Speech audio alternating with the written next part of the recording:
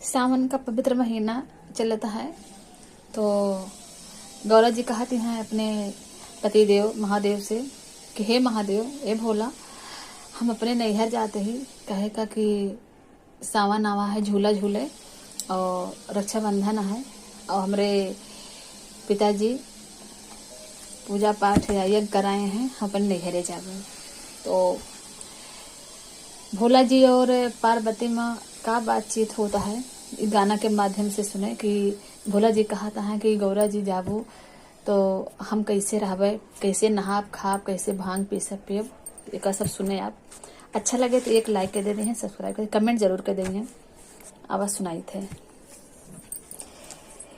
राउर सावन माचुवेला मड़ैया ये भोला जी, राउर सावन माचुवेला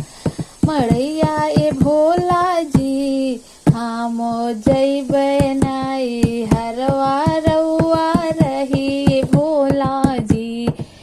हम जैबे नाई हरवा रउआ रही भोला जी, राउर सावन माचुवेला मड़ैया ये भोला जी, हम जैबे नाई हरवा भोला रही रउआ जी, हम जैबे नाई हरवा रउ रही भोला जी। भोला जी क्या कह रहे हैं गौरा जी से? जब जैबू नाई हरवा कैसे रहब ये गौरा जी, जब जैबू नाई हरवा गौरा रहब कैसे जी,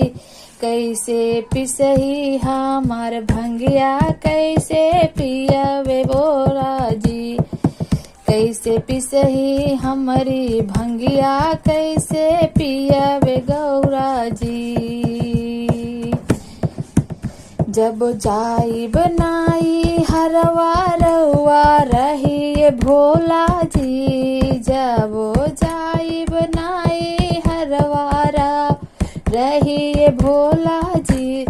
एक दिन पीसी हैं भंगिया, दुई दिन पी है ये भोला जी, एक दिन पीसी हैं भंगिया, दुई दिन पिया ये भोला जी, हम जैब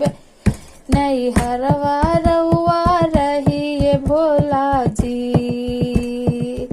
जब जाइब नाई हरवा गौरा रहब कैसे जी, जब जैबू नाई हरवा कैसे रह गौरा जी, के मोरा बिस्तर लागई हैं, कैसे सुतब ये गौरा जी, के लगई हैं मोरा बिस्तर, कैसे सुतब ये गौरा जी, हम जाइब नाई हरवा भोला रही राउर जी, एक दिन लगई हैं बिस्तरवा, दुई दिन सुत्याए भोला जी,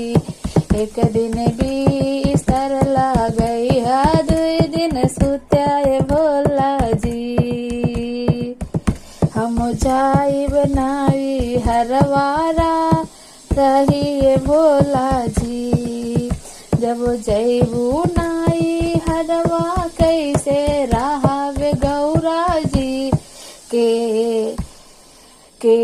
भरी है मोरा पनिया, कैसे नहाइबे ये गौरा जी, के भरी है मोरा पनिया, कैसे नहाइबे ये गौरा जी, जब जाइब नाई हरवा तू रह्या राउर जी, एक दिन भर लिहा पनिया, दुई दिन नहैया ये भोला जी, एक दिन भर लिहा पनिया, दो दिन नहैया ये भोला जी, हम जाइब नाई हरवा रउआ रही अकेला जी, राउर सावन माचुवेला मड़ैया ये भोला जी, हम जा जाइब नाई हरवा रउर रही अकेला जी। हम जाइब नाई हरवा रउर अकेला रहा जी।